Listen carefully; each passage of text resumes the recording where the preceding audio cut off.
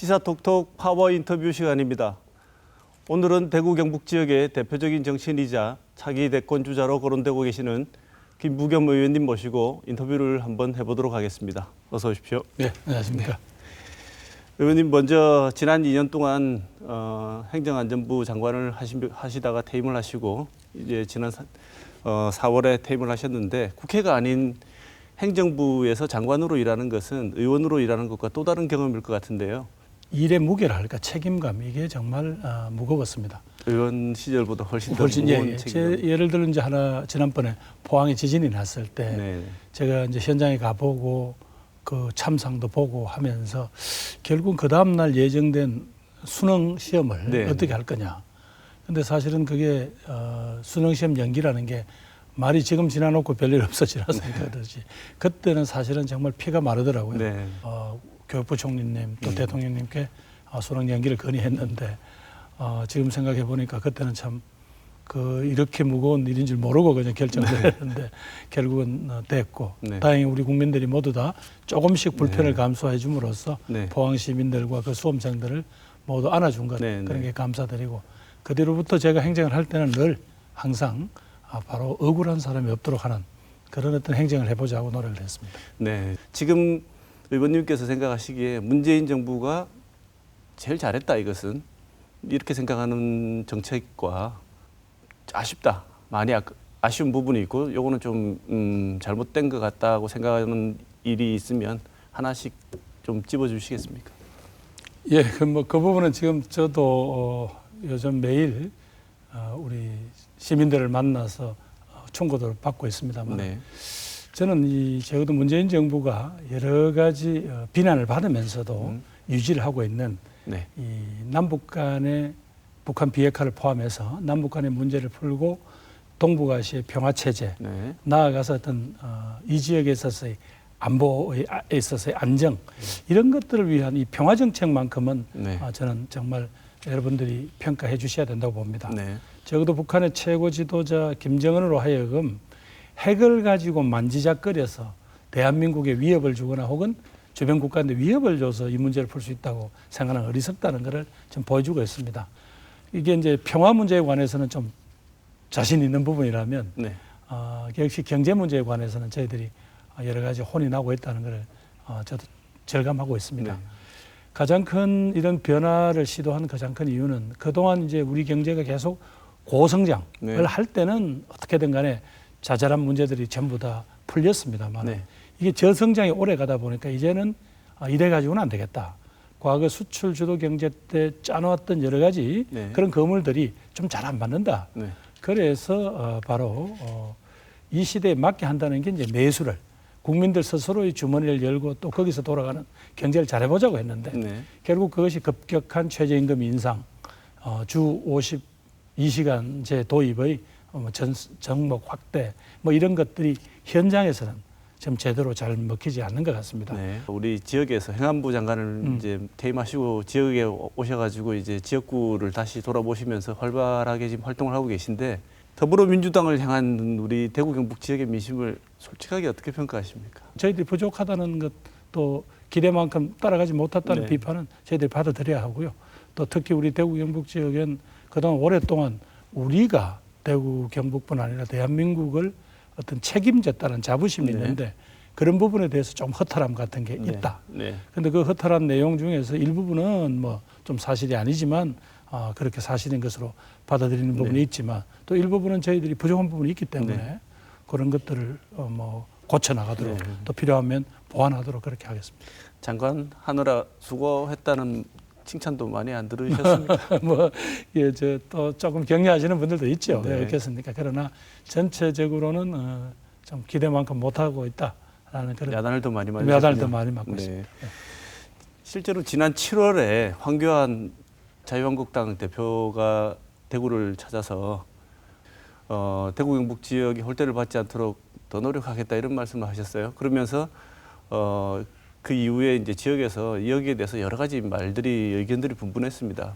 저는 분명히 말씀드리지만 TK 홀대론, TK 패싱론은 과장되었다. 그리고 소위 이 사람 저 사람이 그냥 이렇게 정치인들이 툭툭 던질 그런 문제가 아니다라고 생각합니다. 네. 저도 바로 그 황 대표께 뒤에 여러 가지 항의를 내는 그런 글을 발표를 했습니다만은 박근혜 정부 때보다도 어떤 해는 더 많습니다. 네. 그래서 그 자체의 사업의 내용의 타당성 또 이게 장기성을 띠고 좀 그만큼 적실성이 있느냐 이런 걸 따져서 하는 거지 TK라고 해서 빼고 어떤 특정 지역에 대주고 하는 건 그건 있을 수 없는 일입니다. 그래서 그 점은 좀 잘못됐고 일부 이제 인사에 있어서 사실상 이 정부 들어와서 과거 정부에 좀 열심히 일했던 공직자들한테는 그만큼 상대적으로 좀 불이익이 있다. 뭐 이런 건 인정을 할 수 있겠죠. 그러나 이제 그 과정에서 보면 워낙 또 촛불을 들었던 시민들의 기준이 높아졌습니다. 그래서 과거에는 별거 아닌 것들도 이 정부 들어와서 그런 것들이 좀 걸림돌이 되고 해서 과거에 누렸던 것만큼의 기회는 아무래도 좀 상대적으로 다른 지역하고도 충분히 이런 납득이 될 만큼 배려가 돼야 될 거고 뭐 이런 부분들이 있을 겁니다. 그렇다고 해서 과거에 대한민국이 어려울 때 스스로 희생해서 대한민국을 지켜왔던 대구 경북의 시도민의 자존심이랄까 뭐 이런 부분들에 흠이 가서는 안 될 것이고요. 그 점에서 혹시 우리 정부가 부족한 게 있다면 그런 부분들도 앞으로 조금씩 고쳐 나가도록 하겠습니다. 대구가 26년째 잘 알고 계시죠, 의원님. 26년째 1인당 지역 내 총 생산이 꼴찌입니다. 꼴찌고 많은 분들이 말씀하시지만 대기업 변변한 게 하나 없다. 그리고 일할 데가 없으니까 자꾸 젊은이들이 대구 밖으로 나가고 왜 고향을 안 지키냐고 물어보면 일할 곳이 없으니까 밖으로 갈 수밖에 없다고 이렇게 얘기들을 하고 있습니다. 우선 정확하게 이야기를 하면 그분들이 생각하는 대기업이 없다는 제조업을 하는 대기업이 다시 올 가능성은 없습니다. 지금 탈한국을 하고 있는 판에 대구에 오라고 하면 그만한 정도의 투자 대비 효율이 나와야 될 텐데 여러 가지 그 점은 어렵습니다. 특히 우리가 내륙 도시라는 또 불이익도 있고요. 그러면서도 소위 이제 뭐 반도체라든가 이런 것도 장치 산업들이 서서히 이제 옮겨가고 있고 한 20년째 반복되는 대기업을 유치해와야 대구 경제가 산다. 맞지만은 이제는 조금 접근법을 달리할 때라고 생각합니다. 결국 우리 다음 세대 지금 닥쳐오고 있는 4차 산업혁명 시대에는 그런 큰 공장이라든가 이런 데서 결판이 나는 게 아니라 오히려 우리 아이들의 아이디어들이 자기들이 꿈꾸는 데만큼 어떤 그 창의성들을 모아서 바로 새로운 산업 또 그런 것도 새로운 어떤 기회를 만드는 것 그게 핵심이거든요. 이른바 이제 IT라든가 뭐 IoT라든가 뭐 AI라든가 이런 부분에서 어떻게 그 젊은 애들이 시도해보고 또 좌절하고 또 다시 도전할 수 있는 그런 바탕을 만드느냐. 그게 저는 이제 대구 미래의 어떤 성패라고 생각을 합니다. 욕심을 덧붙여서 말씀하셔도 됩니다.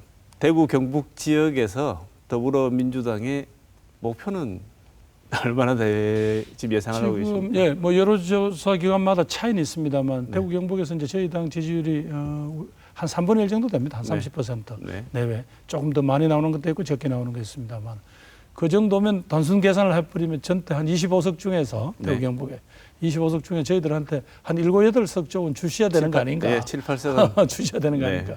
뭐 그 정도는 목표로 하고 있고 또 그렇게 해서 변화가 되면 또 이 지역을 발전시키는 데 도움이 됩니다. 왜냐하면 지금까지 쭉 보시면 그런 식으로 이제 이걸 미국 정치 같으면 스윙 스테이트라고 그러잖아요. 어느 한쪽으로 고정되지 않고 늘 선거 때마다 쟁점에 따라서 그걸 선택을 달리함으로써 늘 정치인들을 긴장하게 하게 부지런하게 하는 지금 대한민국에도 보면 그런 지역은 전부 다 발전을 했습니다. 오히려 의리를 지킨다는 이름 하에 계속 특정 정당만 밀어줬던 지역들은 지금 여러 가지 어렵습니다. 우리 인근에 보면 부울경만 해도 지금 현재 섞어놓고 나니까 실제로 변화가 오잖아요. 평소에도 이제 지역주의 타파를 해야 한다고 역설을 하시고 그런 일환에서 굉장히 노력을 많이 하신 것으로 알고 있습니다. 의원님께서 평소에 갖고 계시는 어떻게 보면 지론이죠. 지역주의 타파에 대해서는 어떤 생각을 갖고 계신지 지금 말씀하신 것처럼 정당하게 경쟁을 시키고 또 거기서 타협을 하고 그래서 어떤 결과를 내서 국가 운영에 우리 국민과 정부가 모두 힘맞춰 나가야 그게 이제 국가 에너지가 하나로 말하자면 모여질 텐데 여기서 거기다 쓸데없이 우리가 남이가 우리 지역에서는 뭐 이런 걸 갖다 들이밀어 버리면 국민들이 최선의 선택을 못하죠. 네. 정말 최고의 이제 어벤져스 팀을 만들 수가 없는 네. 겁니다. 정당의 문제도 아니고 참 묘하게 여러 가지가 얽혀 있습니다. 이 국토교통부가 발표한 김해 신공항의 결정에 대해서 이의를 제기하고 부산, 울산, 경남이 사실상은 재검증 논란이라고 하지만 가덕도 신공항을 염두에 두고 문제 제기를 한 끝에 결국 대통령께서도 이 재검토를 지시하시고 한번 국무총리실에서 한번 되짚어 볼 수도 있다고 하고 있습니다. 우리는 또 우리대로 K2 군공항하고 대구 민간공항이 합쳐서 또 새로운 공항으로 이전을 지금 준비하고 있는데 굉장히 복잡한 문제, 이거 지역 문제도 겹쳐 있는 문제입니다. 교수님 생각하기에 네. 이 두 문제가 연관이 되어 있습니까? 따로따로 가면 되는 겁니까? 붙어 있습니다. 붙어 있죠. 네. 그런데 지금 현재 대구시장님이나 경북지사님은 입장을 정확하게 안 내놓고 있죠. 대구 경북은 비교적 입장을 정확하게 내놨다고. 뭐라고 내놨죠? 이거는 민간공항, 군공항, 공항 이전 사업이고 신공항과는 관계가 없다. 어떻게 관계가 없습니까? 그렇게 신공항을 입장을 김해로 정리했습니다. 신공항을 김해로 하면서 했는데 왜 지난번에 그러면 성급하게 예. 우리 통합공항 이전해주면 가덕도로 가도 신경 안 쓰겠다는 이야기를 왜 성급하게 합니까? 맞습니다. 그 얘기는 한 적이 있습니다. 이런 섣부른 정도로 해놔놓고 자꾸 나중에 소위 말해서 지역민들의 대결을 부추기는 거 이건 못난 정치입니다. 네. 우리 기죽을 필요 없습니다. 대통령이 그런 지시한 적 없습니다. 총리께서 제가 그 행안부 장관으로 있을 때 자꾸 이런 문제가 올라온다 그래서 그건 저는 말이 안 되는 겁니다. 이미 합의한 겁니다. 그랬는데 워낙 새 지역이 뭐 집요하게 요구를 하니까 그렇게 안 된다면 검증 다시 합의하면 해보자. 그래서 제가 강력히 항의했죠. 민주주의는 결국 절차만 남는 건데 절차상 대구 경북을 포함한 5개 시도가 합의해서 낸 안을 그중에 3군데에서 반대하면 이거는 소위 다시 합의를 깰 수 있다. 이렇게 쉽게 국정을 운영하는 겁니까? 제가 그렇게 강하게 항의를 했고 그래서 아마 조만간 대구 경북의 입장이 뭐냐고 아마 요구를 할 겁니다. 네. 거기서 아마 치열하게 토론을 해서 그러면 절차상 5개가 합의해서 그 합의를 깨려면 또 5개가 합의를 해야 될 것 아닙니까? 네. 그런 과정을 거치도록 요구를 했고 그렇게 해서 그 절차상 했는데 그게 파기될 때도 최소한 합의에 참여한 사람들의 동의는 있어야 된다. 있어야 되죠. 그래서 그다음 이 문제를 어떻게 풀어갈 건가는 5개 시도가 다시 모여서 네. 결정을 해야 되는 거죠. 지금 뭐 국무총리실이 다시 재검토하는 것은 문제 제기를 하니까 문제 제기를 한다니까 재검토해보라고 그걸 하는 들어보라고 하는 거지. 그 정치적으로 다시, 그럼요. 예, 해야 될 아니 이 일이니까. 와중에서 무슨 정부가 결론을 내놓고 그렇게 끌고 가면 지금 우리 국민들이 지금 이 정보를 일상적으로 보고 있는데 그게 그냥 넘어갈 수 있겠습니까? 네, 네. 이 점은 저희들이 오늘 의원님 말씀을 듣고 많은 분들이 제일 궁금한 내용 중에 하나가 혹시 미리 심중에 염두를 두고 재검토를 지시한 건 아닌가라는 일종의 그것도 루머죠. 가짜 뉴스들이. 대통령은 이 문제에 대해서 직접 관여한 바가 없습니다. 네. 분명한 거는 아까 이야기는 국무총리실이 그렇게 심각한 민원이 있다니까 우리가 검토해 보겠다는 겁니다. 지금 예를 들면 구미시하고 대구시가 문제가 됐는 물 문제도 대구 경북이 해결을 못하니까 결국 지금 국무총리실에 올라가 있는 겁니다. 네. 그런 어떤 갈등의 조정 과정이다. 네. 그게 국무총리실의 역할이거든요. 네. 그렇게 올라가 있다고 생각하시면 되겠습니다. 네. 여권의 대권 잠룡이라고 자꾸 얘기들을 많이 하고 있습니다. 여론조사도 하고 단도직입적으로 차기 대권 도전 의사가 있으신지요? 지금 뭐 너무 성급한 질문이다라고 늘 제가 말씀을 드렸습니다. 왜냐하면 우선 저로서는 대구 시민들의 이 마음이 정확하게 읽혀져서 내년에 우선 총선에서 다시 신임을 받느냐 네. 여부가 네. 아주 중요한 과제로 남아 있는데 그 전에 이제 성급하게 무슨 제 장래 문제를 함부로 이야기한다는 것은 네. 오히려 조심스럽고요. 네. 오히려 그것보다는 사실상 내년 총선을 준비하면서 또 대구가 부딪힌 문제, 또 대한민국이 부딪힌 문제를 정치하는 사람이 고민 안 할 수는 없잖아요. 네.